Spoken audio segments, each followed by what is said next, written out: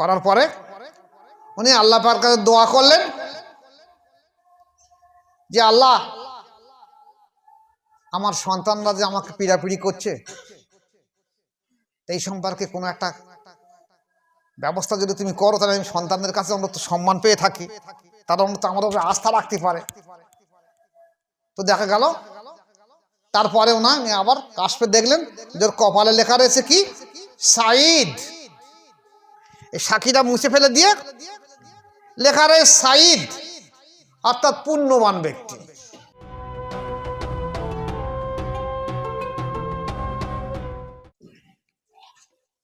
একটা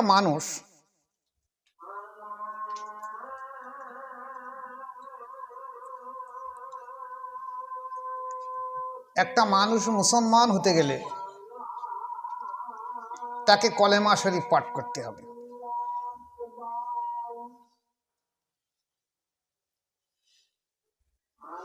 এই কলেমা হলো কলেমায়ে তৈয়ব, লা ইলাহা ইল্লাল্লাহু মুহাম্মাদুর রাসূলুল্লাহ সাল্লাল্লাহু আলাইহি ওয়াসাল্লাম।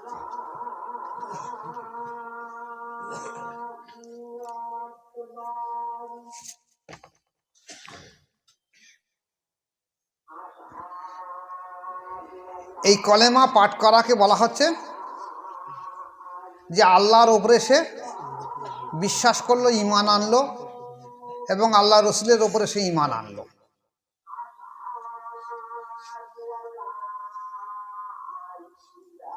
এখন দেখুন, কলেমার পাশাপাশি আর একটা জিনিস আমাদের নামাজ শিক্ষা বা অন্যান্য কিতাবে ঈমান সম্পর্কে আলোচনা এসেছে। ঈমানকে দুই ভাগ করা আছে, ঈমানে মুজাম্মাল, ঈমানে মুফাসসাল।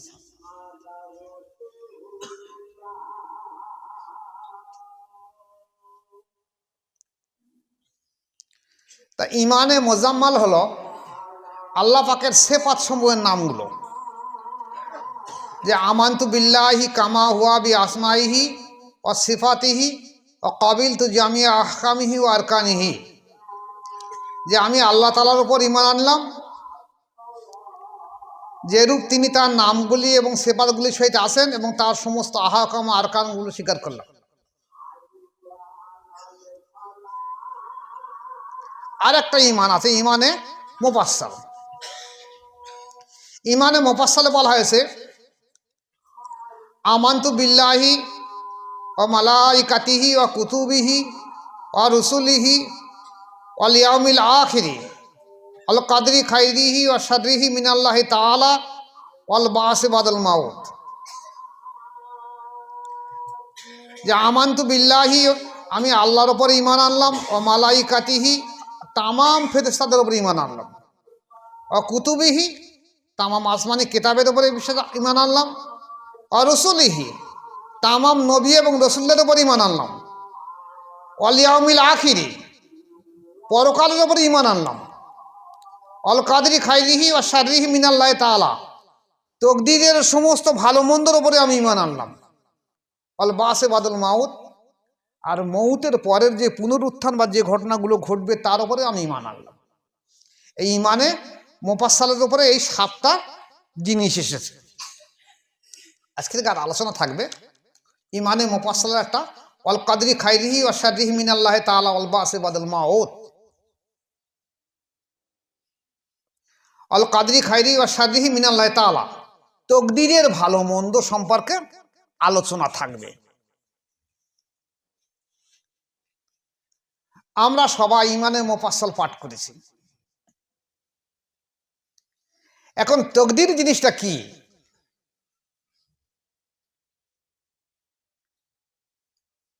যদি কাউকে জিজ্ঞাসা করা হয় ভাই তকদীর কাকে বলে,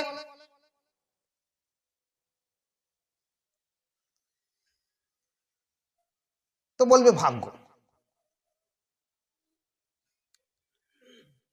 এই তকদীর সম্পর্কে এমনই একটা সমস্যা রয়েছে আলোচনা করা, কিন্তু যেহেতু আমি তরিকার মজলিস, এটা যদি তরিকার মজলিসে না আলোচনা করে দিয়ে দেই, তাহলে এ আর কোথায় আলোচনা করা যাবে না,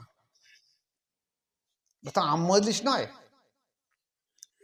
আর অনেক শিক্ষণীয় জিনিসও রয়েছে, তাই আপনাদের সামনে নিয়ত রেখেছি এই তকদির সম্পর্কে কিছু আলোচনা করার জন্য। এই তকদির সম্পর্কে আলোচনা করার পূর্বে আর একটা বিশেষ জিনিস না বলে নিলে পরিষ্কার হবে না। বিশেষ করে ওলামায়ে দ্বীনদের জন্য ইশারা ইঙ্গিত করছি, আপনারা খেয়াল করবেন। আল্লাহর ওলি হয় দুই শ্রেণীর ওলি হয়। ওলি দুই শ্রেণীর ওলি, একটা ফানা প্রাপ্ত ওলি, একটা বাঁকা প্রাপ্ত ওলি। এখন শুনেছেন সবাই, কিন্তু ফানা প্রাপ্ত ওলি কি আর বাঁকা প্রাপ্ত ওলি কি? ফানা প্রাপ্ত ওলি বলা হয়েছে, বিস্তারিত ব্যাখ্যা অন্যদিন আসবে, আগে শুধু এইটা আনতেছি। এটা আসতে গেলে, তকদিরে আসতে গেলে আমাকে এই চ্যাপ্টারটা তুলে আনতে হবে। বিস্তারিত ব্যাখ্যা যে আল্লাহ আবার সময়টা অন্যদিন করে দেবো। ফানাফে শায়েক আমাদের তরিকা, মোজারের তরিকায় বলা হয়েছে কলব, রু, শের, খফি, আখফা, নফস, সুলতান নাজগার, ফানাফে শায়েক। ফানাফে শায়েক 8 নম্বর সবক। ফানাফে সবক 8 নম্বর। ফানাফে শায়েক হলো একটা মুরিদ, সে শায়েকের সঙ্গে হুবহু মিশে যাবে, তাহলে হবে ফানাফে শায়েক। তারপর এই ফানাফে শায়েকের সঙ্গে মিশে যাবার পরে শায়েক এবার তার পিছনে চলে যাবে, তাকে ফানাফে রসুলের সবক দেওয়া হবে। রসুল সামনে আসবে, এবার রসুলের সঙ্গে সে মহামিলন করবে, এবার রসুলের সঙ্গে ফানা হবে। রসুলের পাকের সঙ্গে ফানা হবার পরে আল্লাহ রসুল সাল্লাল্লাহু আবার পিছনে চলে যাবে, এবার সামনে আসবে আল্লাহ পাকের সঙ্গে। আল্লাহ পাকের সঙ্গে ফানা হওয়া তার, এই আল্লাহ পাকের সঙ্গে ফানা হলে তাহলে তার সমস্ত অস্তিত্ব আল্লাহ পাকের সঙ্গে লীন হয়ে যাবে। এখন যদি কোনো মুরিদ দেখা যাচ্ছে ফানাফে শায়েক, ফানাফে রসুল, ফানাফিল্লাহ বোকাম কাজ করলো, করার পরে সে বিগড়ে গেল, ফানাফে শায়েকের মোকামে মানে মুর্শিদের সঙ্গে ফানা হবার পরে আবার বিরুদ্ধচারণ করলো, ফানাফে শায়েক করিনি। কিন্তু ফানাফে রসুলের সঙ্গে ফানা হলো, আবার রসুলের সম্পর্কে কোনো রকম বিরূপ ধারণা হলো, ফানাফে রসুল করিনি।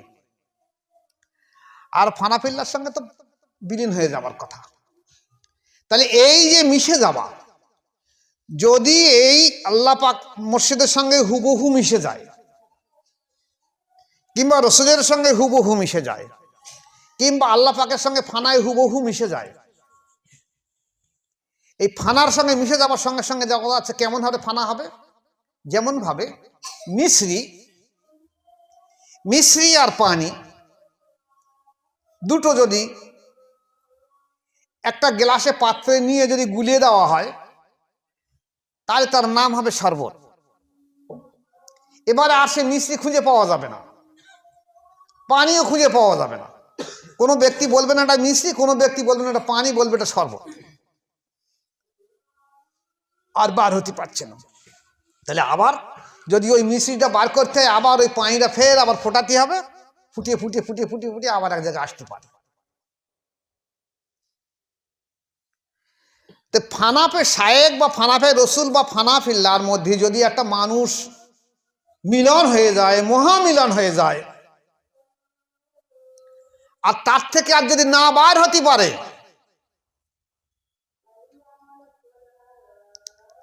এদেরকে বলা হয় ফানা প্রাপ্ত ওলি।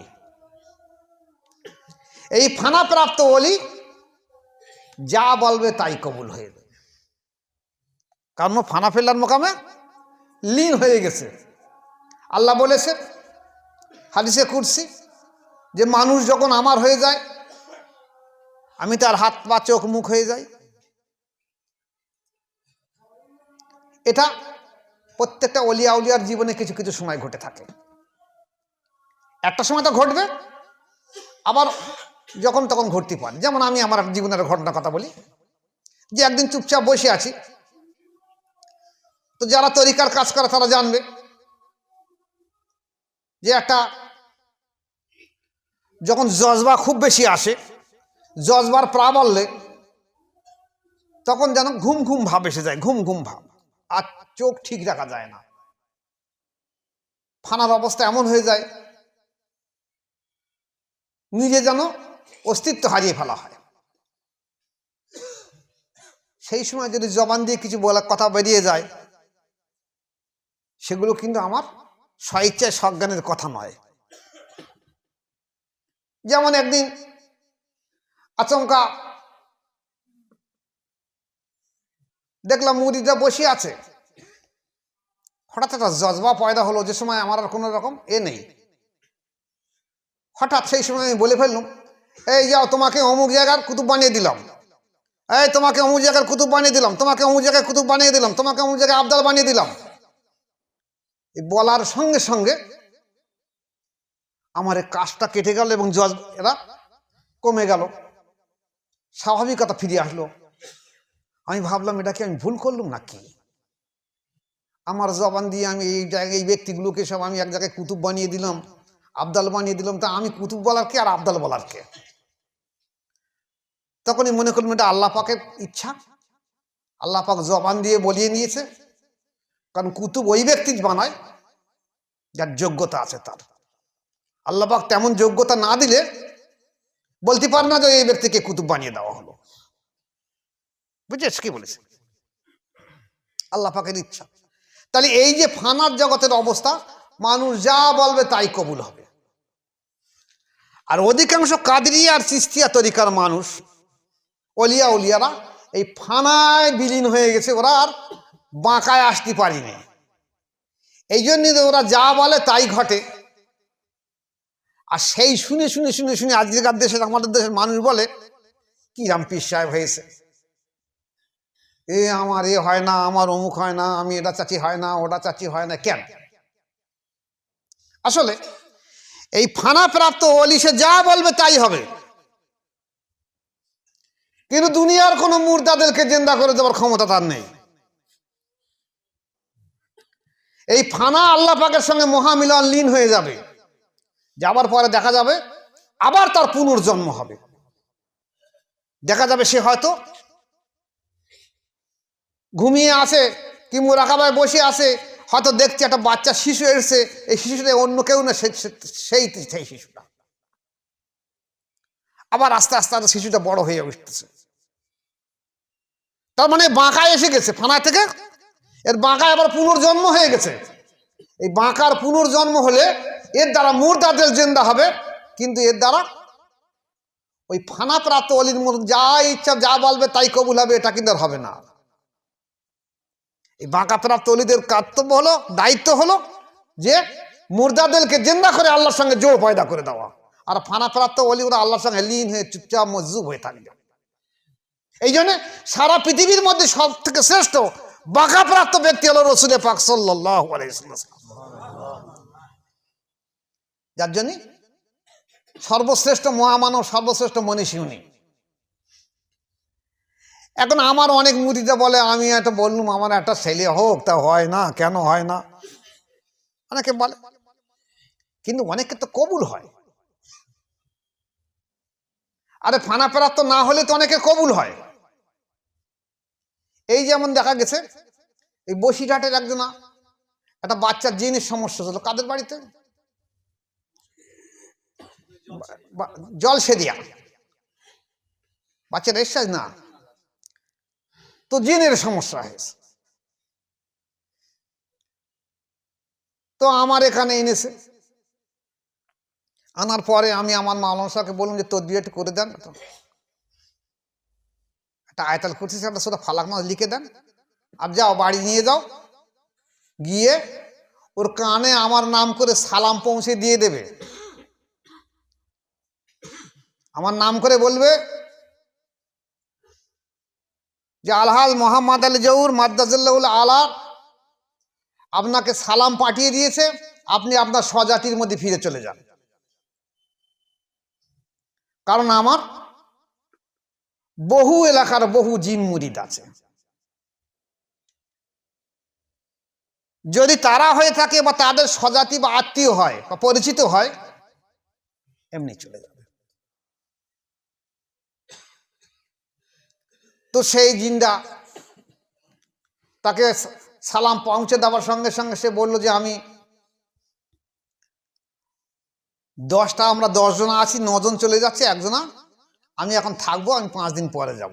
তাই বলেছে তো, 5 দিন পরে যাব। তো সকালবেলা আর সন্ধ্যেবেলা তার উপরে আবার সেই ভর মতন হয়। এবার সে বলে সবাইকে, বলে ডাকো তোমরা সবাই এসো এখানে। সে বলে যাচ্ছে যে আমি খাজা বাকি বিল্লাহ রহমতুল্লাহ মুরিদ ছিলাম। তাই বলেছ তো, আমি খাজা বাকি বিল্লাহ রহমতুল্লাহ মুরিদ ছিলাম। খাজা বাকি বিল্লাহ রহমতুল্লাহ পরে উপমহাদেশের সর্বশ্রেষ্ঠ অলিয়া উলিয়া মানুষ হলো ইনি, তাই আমি এনার কাছে বায়াত গ্রহণ করেছি। তা আমার মুর্শিদ যখন বলেছে তখন আমি চলে যাব। তা তোমাদের বলে যাই যে উনি এই জামানার মুজাদ্দিদ। বলেছিল তো কথা, যে উনি এই জামানার মুজাদ্দিদ। তাহলে মানুষ তো মানুষ, জিন জাতিটা বলে যাচ্ছে উনি এই জামানার মুজাদ্দিদ। মানুষ বলতে জিন জাতিরা বলে যাচ্ছে। এইভাবে 5 দিন অতিবাহিত হওয়ার পরে এমনি সে চলে গেল। এই গত কয়েকদিন আগে এই দেগঙ্গার একজনের সেও জিনের সমস্যা হলো। সে একটা মহিলাকে এখানে এনেছে। তা আমি মহিলাকে বললাম যে তুমি আমার মুখ পানে একটু চাও তো। না, তো বোরকাটা সরিয়ে আমার মুখ পানে ভালো কর চাও। ভালো কর চাওয়ার পরে স্বাভাবিক কথাবার্তা বলছে। 1-2 সেকেন্ড। তার স্বামী বোধহয় এখানে আছে তো এখানে? হ্যাঁ আছে তো, হ্যাঁ আছে। তাহলে দেখা গেছে স্বাভাবিক মানুষ বাড়ি ফিরে গেল, তার কিছু বলতে হলো না। বলুন যদি কোনোদিন ফের আর এরকম চেন দেয় তো কানে আমার সালামটা পৌঁছে দিয়ে দেয়। তা আল্লাহ পাকের তো এত শুকরিয়া আল্লাহর। অনেকে একথা বলে যে আপনাদের মুর্শিদের কেরামতি কই দেখিনি তো। আরে সেই কাদরিয়া আর চিস্তিয়া তরিকার সেই যে দেখেছে পীরের কেরামতি, সেই সব নিয়ে মাথা ঘামায়। মুজাদ্দিদ তরিকার যেহেতু খফি জেকের, কলবি জেকের, গোপন জেকের, সবকিছু গোপন, কিন্তু সব থেকে বেশি কেরামতি মুজাদ্দিদ তরিকায় হার হামেশাই ঘটে যাচ্ছে। আমি যদি বলে দিই একটা ইতিহাস, একটা বই লেখা হয়ে যাবে, কিন্তু ওটা তো আজকে আমার আলোচনার বিষয় না, ওটা আবার অন্যদিন যখন হবে সেদিন হবে আসবে। তাহলে দেখা যাচ্ছে যে ফানাপ্রাপ্ত অলি আর বাঁকা প্রাপ্ত অলি 2 রকম অলি আছে। যার পুনর্জন্ম হয়েছে সে মানুষকে হেদায়েত করতে পারবে, সে মানুষের মুর্দাদিলকে জিন্দা করে দিতে পারবে, সে মানুষকে আল্লাহর সঙ্গে জোড় পয়দা করে দিতে পারবে, সে আল্লাহর সঙ্গে পরিচয় করে দিতে পারবে, আল্লাহ রসুলের সঙ্গে পরিচয় করে দিতে পারবে। আর নতুবা যদি ফানার মধ্যে সে মজজুব হয়ে যায় তাহলে সে ফানা প্রাপ্ত অলি হবে। সে যা বলবে তাই হবে, মাটিতে হাত দিলে শোনা হবে, কিন্তু মানুষের মুর্দাদিল জিন্দা করে দেওয়ার ক্ষমতা তার হবে না। এখন অনেক মুরিদ এই কথা বলে, আমার এটা কবুল হয় না, আমার এটা হয় না, আমার ওটা হয় না। আর সব হবে কি করে? তাকদীর তো আছে একটা। ওই তাদের দিকে লক্ষ্য রেখে আজকে অল কাদরি খায়রি শাররিহি মিনাল্লাহ তাআলা তাকদীরের ভালো মন্দ সম্পর্কে, তাকদীর সম্পর্কে আলোচনা। হয়তো তারা এখানে আছে বা এখানে নেই, তবু সেই আলোচনাটা করে দিয়ে দেয়। 2-3টে জিনিস তার মধ্যে আগে প্রথমে আলোচনা করে নিয়ে আরো ভালো লাগবে বুঝতে। একটা হলো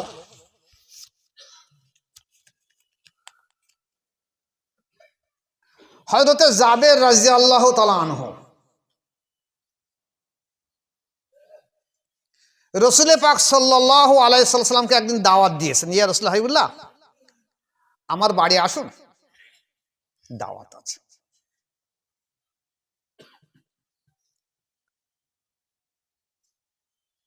তো উনি বলে ওনার বাড়ি গিয়ে ওনার স্ত্রীকে বলেন, আমাদের তো একটা ছোট বকরি ছাগল আছে, তো ওটা আনো, এনে জবেহ করে আর আটা দিয়ে কিছু রুটি আর কিছু ভুনা বানিয়ে আল্লাহ রসুলকে মেহমানদারি করানো হবে। এখন এ যে বকরি জবেহ করা হয়েছে, হযরত জাবের তার দুটো ছেলে দেখছে যে আব্বার মা কিভাবে ছাগলটার জবেহ, বকরিটার জবেহ করছে। দেখি এখন বড় ভাইটা ছাগল জবেহ হয়ে গেছে, মা ওদের রান্না বান্না করছে, আর জাবের আল্লাহ রসুলকে আবার নিয়ে আসতে গিয়েছে। বড় ছেলেটা ছোট ছেলেটাকে বলছে, এই দেখ তুই এক কাজ কর, তুই শুয়ে পড়, মা যেরকম বকরি জবে করছে আমি তোর জবে করে দিই। এরকম ছেলে মানুষ, ও শুয়ে পড়েছে, আর ও যেভাবে বিসমিল্লাহ আল্লাহু আকবার বলে জবে করছে সেভাবে বিসমিল্লাহ আল্লাহু আকবার বলেও গলা কেটেছে। এখনো ছটপট ছটপট করছে। মা বাইরে এসে দেখে যে এই অবস্থা, বড় ছেলেটা এমনি স্বাভাবিক করলে তাড়া দিয়ে ধরতো, ও ছুটে গেছে, উপরে গেছে, গিয়ে উপর থেকে ওখান থেকে পড়ে গেছে। মা ছুটেছে ধরার জন্য, আর উপর থেকে ছুটে পড়েছে, পড়ার সঙ্গে সঙ্গে ও মারা গেছে। তো দুটো বাচ্চা দুটোই মারা গেছে। এই বাচ্চা দুটোকে নিয়ে ঘরের মধ্যে রেখে দে, দুটো কাপড় ঢাকা দিয়ে দরজায় শিকল তুলে দিয়েছে। দিয়ে মা দেখছে যে রসুল পাক সাল্লাল্লাহু আলাইহি ওয়াসাল্লামের অভুক্ত অবস্থাতে খানা খাওয়া হচ্ছে না, আমি যদি এখন কান্নাকাটা করি তাহলে আল্লাহ রসুল এসে না খেয়ে ফিরে যাবে, যাদের জানাজানি হয়ে থাকে। তাই আমার সন্তান গেছে যাক, আমার নবী এসে যেন আমার বাড়ি থেকে মেহমানদারি না করে না যায়। তাই উনি ওই রান্না বান্না তৈরি করে সব রেডি করেছে। রসুল পাক সাল্লাল্লাহু আলাইহি ওয়াসাল্লাম আসলেন। আসার পরে হযরত জাবের রাদিয়াল্লাহু আনহুকে বললেন, তোমার দুটো ছেলে ছিল তো? বলছি হ্যাঁ। তাদের ডাকো, একসঙ্গে খানা খাওয়া হোক। তা জাবের রাদিয়াল্লাহু স্ত্রীকে বলছে যে বাচ্চা দুটো কোথায়? বলছে কোন দিক খেলাতে গিয়েছে, তোমরা খেয়ে নাও, ওরা পরে খাওয়া দাওয়া করবে। তা হুজুর পাক সাল্লাল্লাহু আলাইহি ওয়াসাল্লাম বলছেন না, বড় খাঞ্জার থালায় একটায় বারকোষে রুটি আর পায়েস, রুটি মাংস আনো, পায়েস আনো, আর তোমার ছেলে দুটো নিয়ে এসো, আর জাবের তুমিও বসো, আমরা একসঙ্গে চারজন মিলে খানা খাওয়া। ইনি যখন বারে বারে ওনার স্ত্রীকে বলছে ছেলে দুটো কোথায় গেছে, বলছে বললুম তো খেলাতে গেছে, তোমরা খেয়ে নাও না। বারবার বলার পরে রসুল পাক সাল্লাল্লাহু আলাইহি ওয়াসাল্লাম বলতো কি হয়েছে বল, সত্যি করে বলো, এখন আসছে না কেন, বাচ্চা দুটো কোথায় গেছে খোঁজো। তখন ওনার স্ত্রী ভেঙে পড়লো এবং আল্লাহ রসুলের কাছে কান্না জুড়ে দিল, ইয়া রাসূলুল্লাহ হাবিবুল্লাহ এই ঘটনাটাই এই, তুমি এতক্ষণ বলুন না কেন? বলছে আমি যদি আগে বলতাম তাহলে আপনি আমার বাড়ি খানা খেতেন না, তা আপনি অভুক্ত অবস্থায় আসেন আর আমি আপনাকে কষ্ট দেব, তাই আমি আর বলিনি, বলি মেহমানদারি করে নেক তারপরে বলা হবে। বলছে ছেলে দুটো কোথায় নিয়ে চলো আমাকে। দরজার সিট কিনে খুলে বলছে এই দুটো ছেলে, দুটো কাপড় দিয়ে ঢাকা আছে, মারা গেছে দুটো ছেলে। তা রসুল পাক সাল্লাল্লাহু আলাইহি ওয়াসাল্লাম একটু দোয়া করলেন। দুটো ছেলের নাম কি? তা বলে একটার নাম অমুক, একটার নাম অমুক। তা ডাক কলাই তোমরা উঠে এসো, খানা খাতে আমার সঙ্গে একসঙ্গে উঠে এসো। তা দুই ভাই তাড়াতাড়ি কাপড়টা সরিয়ে দে, উঠে ছুটে চলে গেছে। মার বাপ খানা খাওয়াবে কি, হাউ হাউ করে কাঁদতেছে। রসুল পাক সাল্লাল্লাহু আলাইহি ওয়াসাল্লাম খেয়াল করেনি, ওনার ওদিকে খেয়াল নেই, ওনার এ হলো যে একসঙ্গে আনন্দ করে খানা খাওয়া হবে, তো একসঙ্গে খানা খাওয়া হলো। এই ইতিহাস আপনারা এই ছোট্ট একটা কথা আমি হয়তো বললাম 1 মিনিটের মধ্যে, একটা ওয়াজের মজলিসে হয়তো এইটা নিয়ে আলোচনা করতে করতে 1-2 ঘন্টা চলে যাবে। এবার আসুন বড় পীর আব্দুল কাদের জিলানী রহমাতুল্লাহ আলাইহির ঘটনা বলি।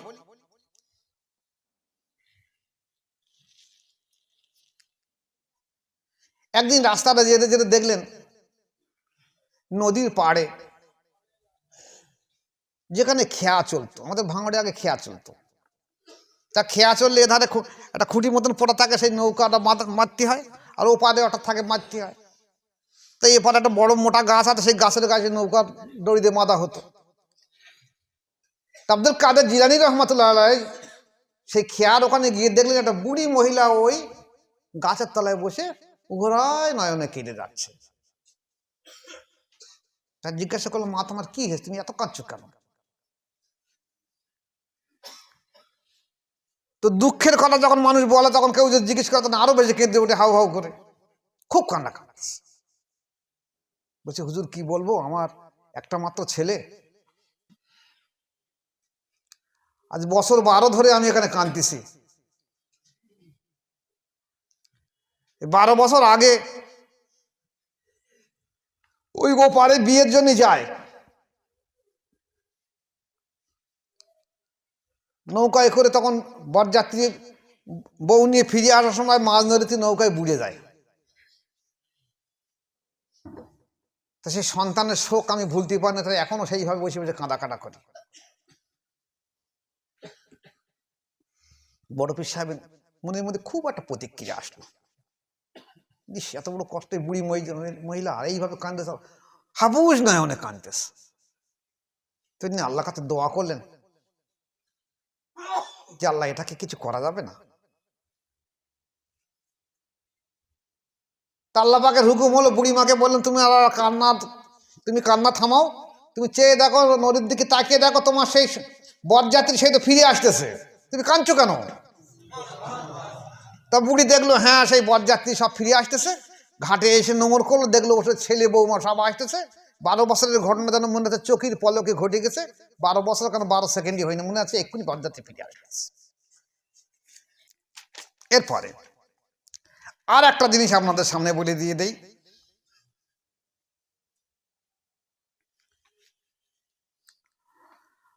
মুজাদ্দেদ আলপেসানি আহমদ ফারুকি সেরহিন রহমতুল্লাহ আলাইহি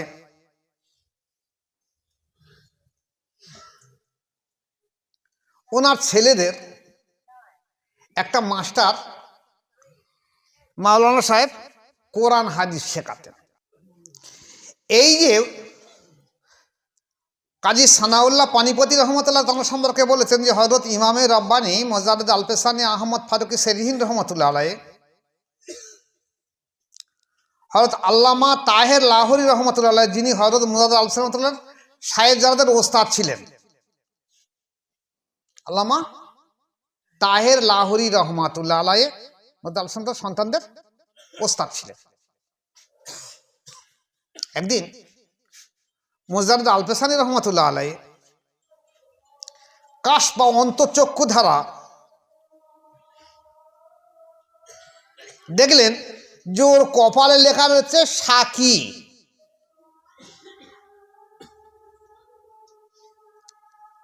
অর্থাৎ হতভাগ্য।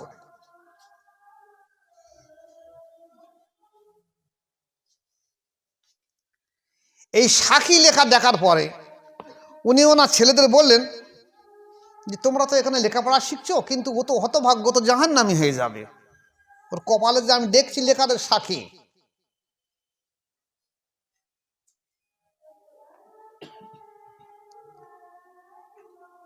তো ওনার ছেলেরা ওনাকে বলেন, আব্বা আমাদের তো ওস্তাদ, তা আপনি তো 2য় হাজারের মুজাদ্দেদ, তা কিছু কি করা যাবে না?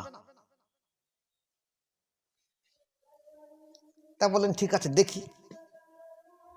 উনি মোরাকাবায় বসে গেলেন। মোরাকাবায় বসে যাবার পরে বললেন, দেখো আমি লৌহে মাহফুজেও দেখছি ওর নামে ওর কপালে লেখা রয়েছে সাক্ষী। এ হতভাগা।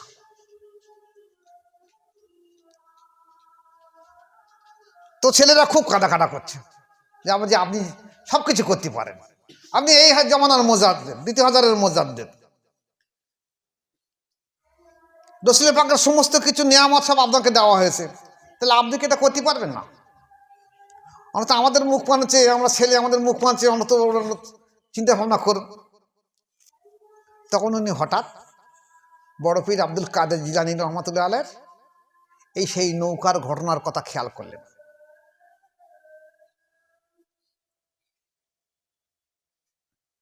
করার পরে উনি আল্লাহ পাকের কাছে দোয়া করলেন যে আল্লাহ, আমার সন্তানরা যে আমাকে পীড়াপিড়ি করছে, এই সম্পর্কে কোনো একটা ব্যবস্থা যদি তুমি করো, তাহলে আমি সন্তানদের কাছে অন্তত সম্মান পেয়ে থাকি, তারা অন্তত আমার উপরে আস্থা রাখতে পারে।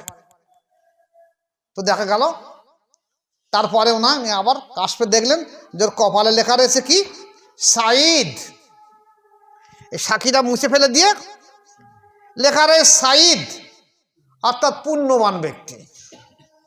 বলেন যাক, আলহামদুলিল্লাহ, ও জান্নাতি হয়ে যাবে। এটা হলো। তাহলে এই যে ঘটনাগুলো ঘটছে, এই ঘটনাটা না আনলাম কেন? কিছু আলোচনা না আনলে আলোচনা পরিষ্কার করতে পারবো না। এই যে তকদির, আল কাদেরি খাইরি শাররিহি মিনাল্লাহ তাআলা, তকদিরের সমস্ত ভালো মন্দ আল্লাহ করবে। মালিককে? আল্লাহ। এখন তকদির কয় প্রকার? মকতুবাত শরীফে মুজাদ্দিদ আল পেসানি রহমতুল্লাহ লিখেছে যে তকদির কয় প্রকার সম্পর্কে, যে আল্লাহ তাআলা জগৎ সৃষ্টি করার পূর্বে প্রত্যেক কিছু পরিমাণ চূড়ান্ত করেছেন, যে অমুক ব্যক্তি এতকাল স্থায়ী থাকবে, অমুক ধরনের পরিবর্তন সাধিত হবে, তাকে তকদির ও কাজা বলা হয়েছে। এই তকদির বা কাজার দুই প্রকার, এক হলো মুআল্লাক আর একটা হলো মুবরাম। তকদিরে মুআল্লাক আর তকদিরে মুবরাম। এখন তকদিরে মুআল্লাক কাকে বলা হবে আর তকদিরে মুবরাম কাকে বলা হবে? তকদিরে মুআল্লাক ওকে বলা হবে যখন কোনো মানুষের কোনো রোগ মুসিবত হয়, মানুষ তো ডাক্তারের কাছে যায়।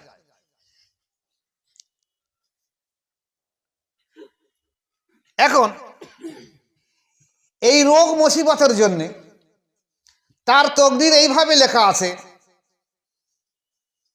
যে ও যদি ডাক্তার সাহেবের কাছে যায়, অমুক ডাক্তারের কাছে যায়, তাহলে ওর রোগটা সেরে যাবে। এখন ভুল করে অন্য ডাক্তারের কাছে গেছে, এখন সারছে না। এই জন্য মানুষ বলে না, হ্যাঁ আমি এই ডাক্তার ওই ডাক্তার ওই ডাক্তার ডেকে যাই, ওই ডাক্তারের কাছে গেছি, ওর কাছে সেরে গেছে রোগটা, আর ওর তকদির রয়েছে ওখানে। আবার তকদিরে মুআল্লাকের আরেকটা রয়েছে যে কিছু কিছু দোয়া মাধ্যম দিয়েও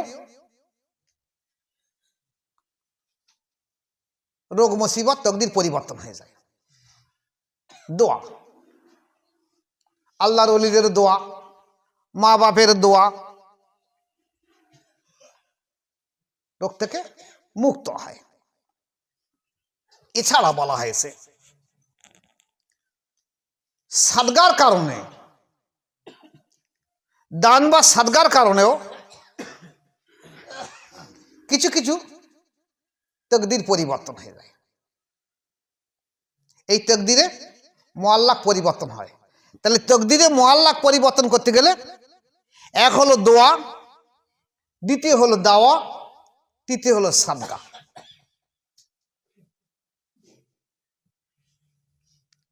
দোয়া, দাওয়া আর সাদকা। আমাদের দেশে কেউ দেখা যাচ্ছে দোয়ার দিকে নির্ভরশীল বেশি, কেউ দাওয়ার দিকে নির্ভরশীল বেশি। আবার কিছু ওলামা সমাজ এমন কথা বলছে, ও সব তো আল্লাহ করবে, তো আল্লাহর ওলিদের কাছে গিয়ে কি হবে? আল্লাহর ওলিদের কাছে গিয়ে কি হবে?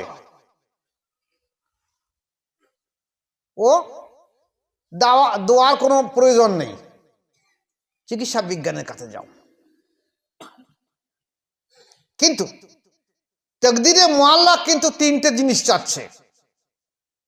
একটা হলো দোয়া, একটা হলো দাওয়া, একটা হলো সাদগা।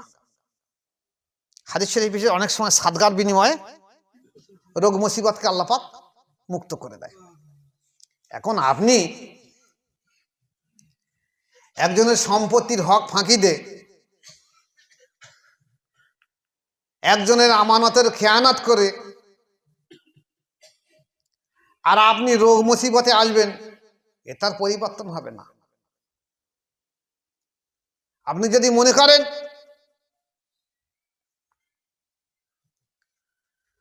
যে আপনি একটা মার্ডার করে দিয়েছেন, আমাদের দেশে অনেক এরকম হয়, মার্ডার করে দিয়েছে,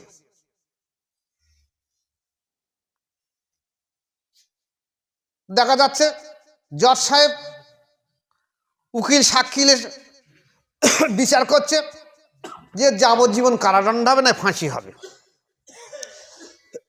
এ ধনী মানুষ করলো কি,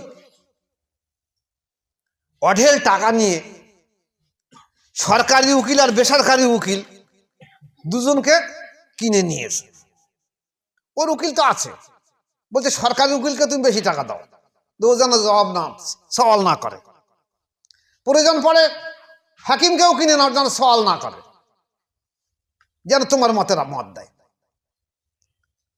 তো লক্ষ লক্ষ টাকা সে এখানে উকিল সাক্ষী দিয়ে এইবারে লোকের দেখানোর জন্য করেছে কি, বলছে আমি আজমির শরীফে যাচ্ছি, দেখি বাবার দয়া কি হয়, বাবা নিশ্চয়ই আমার উপরে রহম করে। তা আজমির শরীফে গিয়ে সেখানে গিয়ে কাঁদা কাটা করছে, ভয় লাগছে সেখানে গিয়ে এত টাকা পাওয়া দিচ্ছে, নাও হতেও তো পারে। তো সেখানে গিয়েও কাঁদা কাটা করছে। এইবার বাড়ি থেকে ফোন গেছে, হ্যালো তোমার সে হাকিম না, সে রায় দিতেছে তুমি বেকসুর খালাস। বাড়ি এসে বলছে দেখেছো, ভাগ্যিস আমি আজমির শরীফে গেছিলাম, তাই খাজা বাবার কি নেক দোয়া দেখো, বাবার ওখানে গেছি আর বাবা আমার এত বড় একটা কেস উদ্ধার করে দিয়েছে। তাহলে একটা মানুষকে তুমি হত্যা করছো, মার্ডার করছো বিনা অন্যায়তে, আর আল্লাহর ওলি মানুষ তোমার উপরে মাফ করে দিয়ে দেবে। তুমি এখানে টাকা পয়সা দিয়ে তো তুমি বলতে যাচ্ছ। যেমন দেখা গেছে একটা মানুষ সে পরীক্ষা দিয়েছে স্কুল সার্ভিস কমিশনে, দিয়ে এইবার দেখা গেছে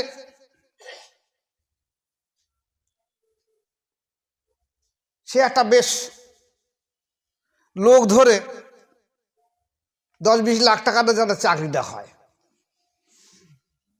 এবং যে লোকের কাছে টাকা পাওয়া যায় সে মনে মোটামুটি সে ভরসা দিয়ে তোমার চাকরি হবে, কোনো সন্দেহ নেই।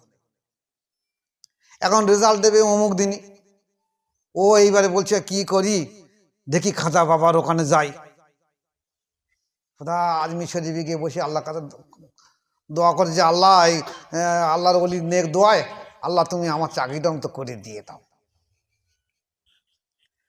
রেজাল্ট আউট হয়ে গেছে, বাড়ি থেকে ফোন করছে, হ্যালো তুমি বাড়ি চলে এসো, তোমার প্যানেলের নাম এসে গেছে, তোমার চাকরি হয়ে গেছে। তাহলে এই লোকটা অযোগ্য ব্যক্তি, সে 10,000 10 লাখ কি 20 লাখ টাকা দিল, আর খাজা বাবাই অযোগ্য ব্যক্তির জন্য দোয়া করবে। আরও মিথ্যা করে একটা মানুষকে হত্যা করবে, তার সম্পত্তির আত্মসাৎ করবে, আর খাজা বাবা কি বেইনসাফি জিনিস, বেইনসাফি ব্যক্তি, তোমার জন্য দোয়া করবে। আল্লাহর ওলিরা কি বেইনসাফিদের জন্য দোয়া করে? এটা ঠিক নয়। যাকে সে কথার দিকে আমি ঘুরে অন্যদিকে চলে যাচ্ছি। তাহলে তাকদীরে মুআল্লাক, এই মুআল্লাকের যে 3টে সত্য, যদি কোনোদিন কোনো রোগ মুসিবত হয় তাহলে ভালো করে খেয়াল রেখে দেবে, দোয়া করবে, দাওয়ার ব্যবস্থা করবে, আর সাদগার ব্যবস্থা করবে। আল্লাহ চায় তা রহম হয়ে যাবে। আর এগুলো ওইভাবেই লেখা আছে যে এই দোয়া বা এই দাওয়া বা এই সাদগা দিলে মাফ হয়ে যাবে, রোগ মুসিবত থেকে মুক্ত হয়ে যাবে, ভালো হয়ে যাবে। এটা হলো তাকদীরে মুআল্লাক। আর তকদিরে মুবরাম, যার জীবনে রদ হবে না। এটা হলো নির্দিষ্ট করে দেওয়া আছে, এর পরিবর্তন হবে না। যদি বলা হয় তাই এই পরিবর্তন যে অনেক নবী বা অলিয়া উলিয়াদের হয়েছে, ওটা ওইভাবে লেখা রয়েছে তাই হয়েছে। এখানে এই তাকদীর সম্পর্কে আর একটা মুক্তবাদ শরীফের আর এক জায়গায় এসেছে বা অন্যান্য কিতাবে এসেছে যে কেউ কেউ বলেছে তকদির তিন প্রকার। তকদিরে যেমন মুআল্লাক, তকদিরে মুবরাম, আরটা হলো তকদিরে মুআল্লাক সাবিল বিল মুবরাম।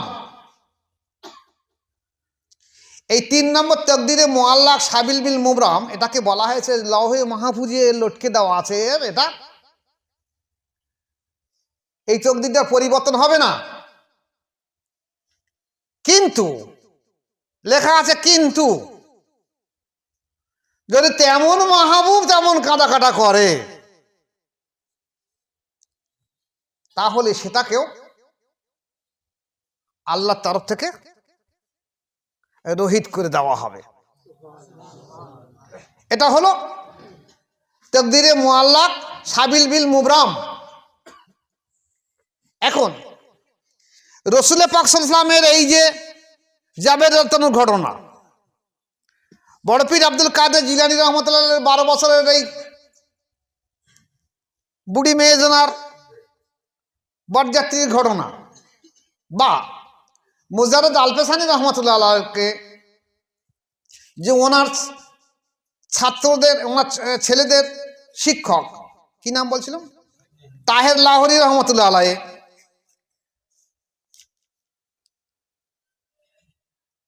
তাহের লাহোরী রহমতুল্লাহ আলাইহি, ওনার এই যে তকদির পরিবর্তন হওয়া, এটা কোন তকদিরই পড়ে? কারণ তকদিরে মুবরাম পরিবর্তন হবে না।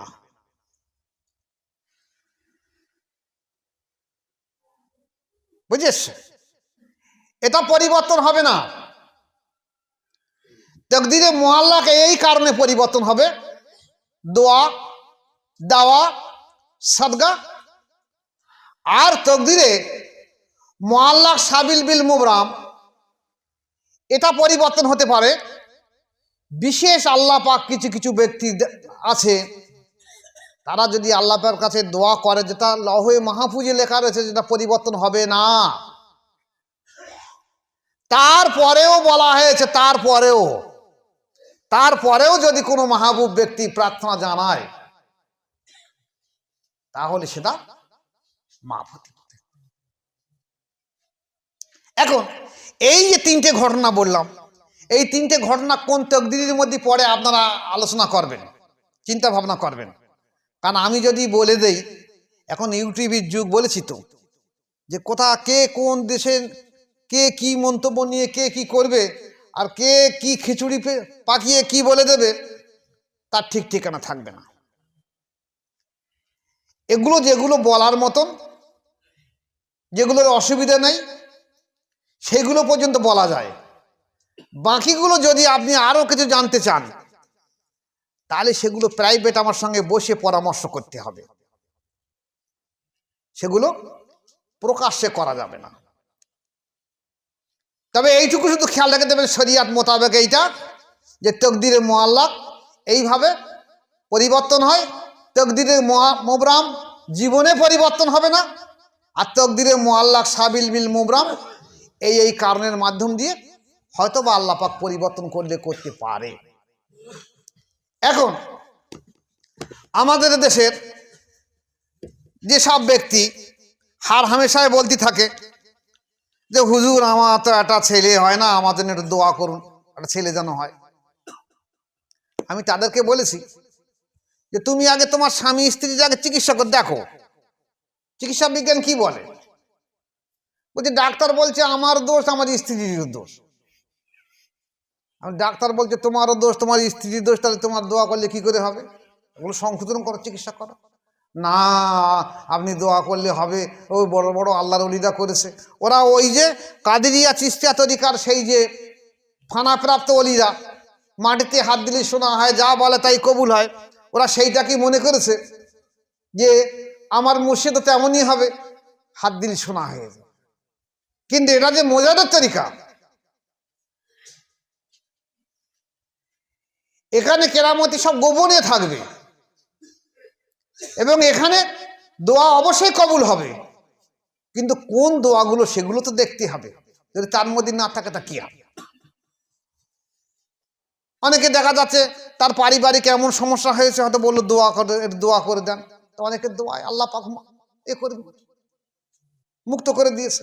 অনেকের দেখা যাচ্ছে দোয়া করার পরে কোনো পরিবর্তন হচ্ছে না, আর পরিবর্তন না হওয়ার কারণ হলো তারা নিজেরা কিছু হচ্ছে, তারা নিজেদের দিকে দোষ তুলি না থেকে বলছে হুজুর আপনি দোয়া করেন সব ফয়সালা হয়ে। এগুলো তো সম্ভব নয়।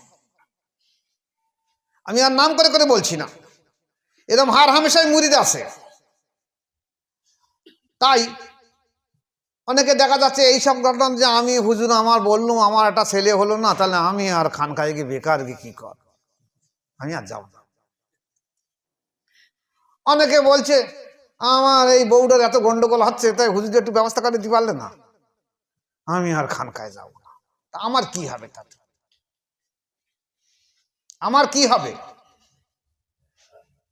আমার যতটুকু দোয়া করার দোয়া করে দিতে পারি, পরামর্শ দিতে পারি, তুমি এইটাই করো। তুমি যদি সেগুলো না করে তুমি শুধু মনে করে থাকো না আপনি জান, ওই বলছে না আপনি বললি হবে, আপনি বললি হবে, আপনি দোয়া করলে হবে। আরে আমি দোয়া করলে যদি সব হয়ে যায় সেটা কি সম্ভব?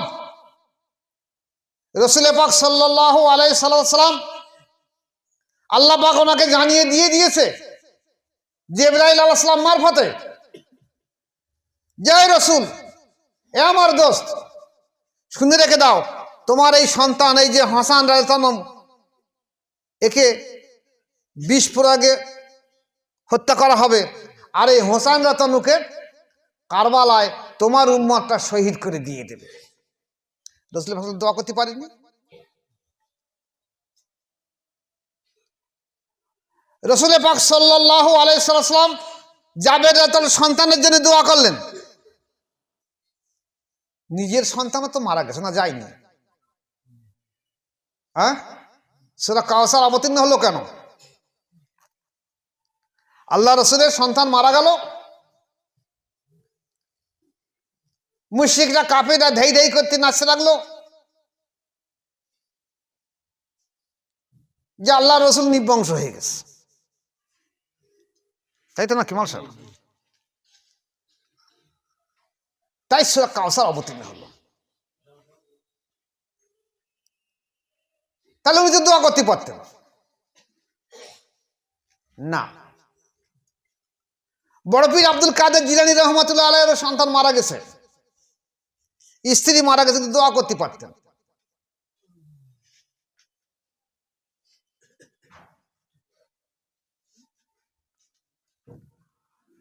ঈসা আলাইহিস সালাম বহু 20-50 বছর আগেকার মৃত কবর থেকে সেই ব্যক্তির নাম ধরে ডেকে তুললেন, কুম বিইজনিল্লাহ, আমার হুকুমে উঠে, আল্লাহর হুকুমে উঠে এসো। দেখা গেছে লাশ মোবারক থেকে আবার ভালো মানুষ হয়ে উঠে আসতেছে।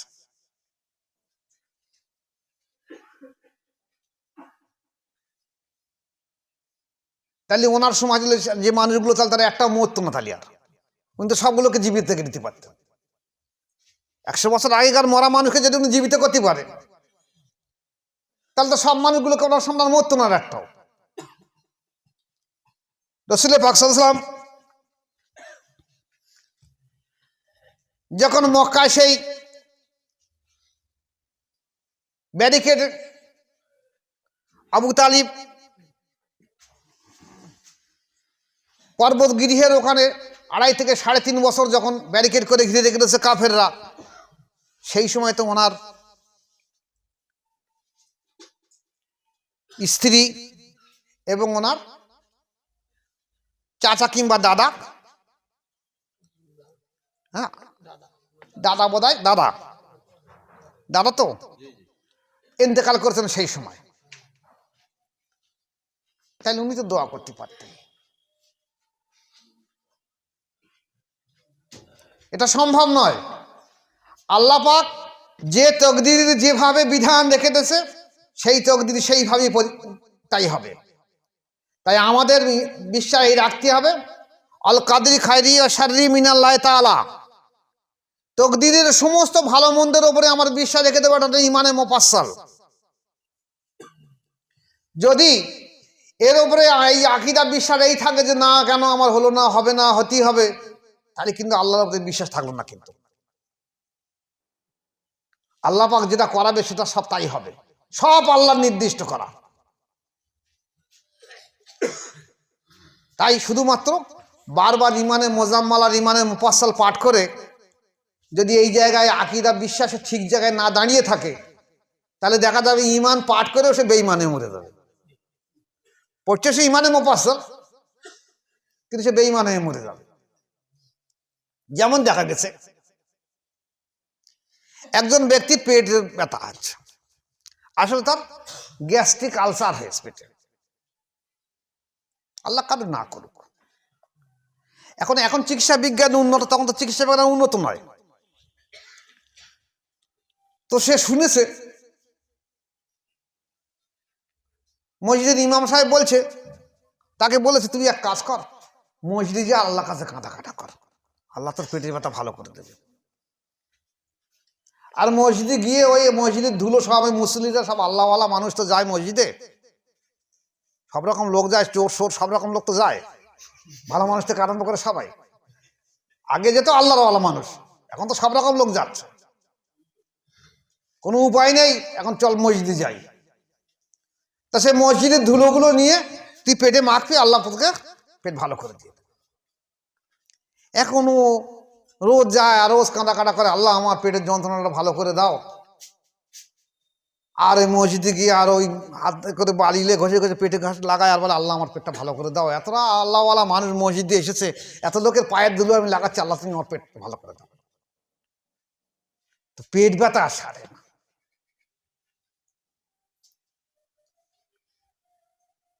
এইবারে আলসার হয়েছে, আরো ঘা হয়েছে, আরো বেশি যন্ত্রণা হচ্ছে, যতদিন যাচ্ছে যন্ত্রণা বেড়ে উঠছে।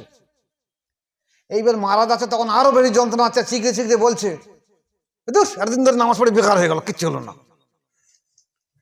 আল্লাহকে আমার মানে চাটি পারলো না। ইমাম সাহেব বলেছে, ইমাম সাহেবও তো বলেছিল আমারে যে মসজিদে গেলে সেরে যাবে, তো ইমাম সাহেবকে মিশে কথা বলেছে।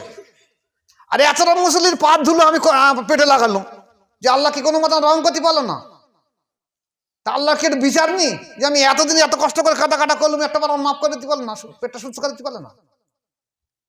তাহলে দেখা গেছে এই তকদিরের উপরে বিশ্বাস করা যে ওর দায়িত্ব ছিল কি দোয়া দেওয়া আর সাদগা দেওয়া, সেদিকে ও না করে ও করেছে কি এই দিকে, দাওয়ার দিকে আর এই দিকে, আর শেষকালে ওই বেঈমান হয়ে মরে গেছে যে আল্লাহর উপরে ভরসা রাখতে পারল না, যে আল্লাহ তুমি কি বিচারক, তুমি কি রকম ন্যায় বিচারক, আমি এত কাটা কাটলাম, এতদিন ধরে মসজিদে গেলুম, এত ইমাম সাহেব বললে, এত পাত ধুলো পেটে লাগালাম, কিন্তু আমার যন্ত্রণা সারি গেল না।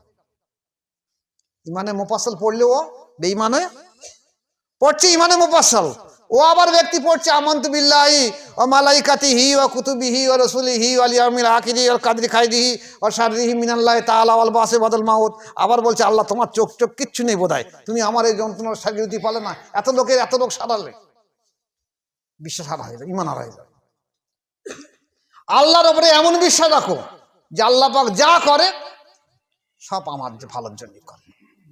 এক কথায় আমাদের মতন সাধারণ মানুষের একটা বিশ্বাস আকীদা রেখে দেওয়া যে আল্লাহ তুমি যা করো সব আমার জন্য ভালোর জন্য করো, যেটাই করেছো।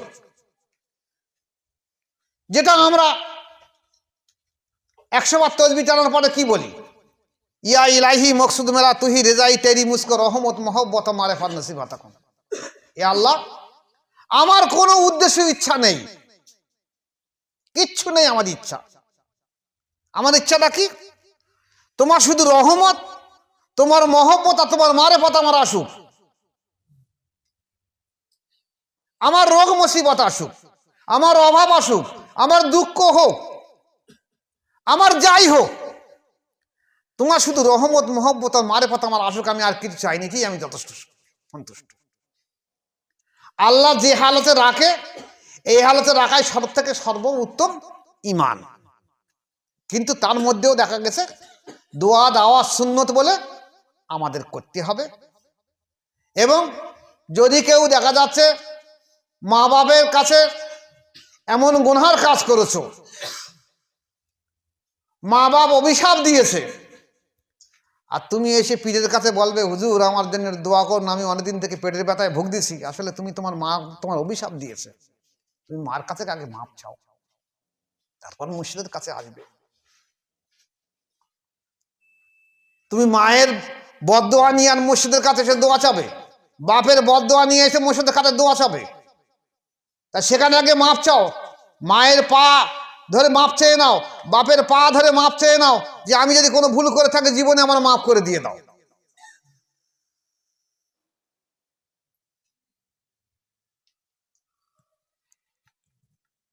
এক বড় মজার রহস্য জিনিস এসব মেনে নেওয়া, তকদির মেনে নেওয়া বড় কষ্টসাধ্য। কারণ বহু মানুষ এমন কথাই বলছে যে আল্লাহ, আমি যদি বড় লোকের বাড়ি হতো, জন্ম হতো আমার, তাহলে আমি দুবেলা দুপুরটো পেট ভরে বেশি করে খেতে পারতাম, শান শওকাতের মধ্যে থাকতে পারতাম। কিন্তু আল্লাহ তুমি আমার এমন গরিব ঘরে পাঠিয়েছো